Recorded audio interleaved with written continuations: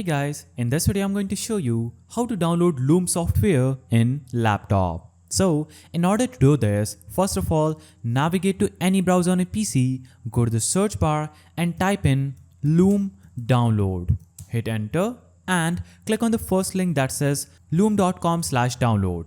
Download the Loom desktop app. Click on this link and it is going to take you to this page. Now you will get two options, whether you want to install the Chrome extension or download the desktop application. You can get started fast with quick installation with this one, and you can get the highest quality videos and speaker notes with desktop application. So you get all these features in both of these. You can compare them and just click on the download button under the desktop application. Now Loom setup will start downloading on your PC. As you can see, it's just right here. After the download gets finished, you'll have to simply navigate to your downloads folder and click on the Loom setup.exe.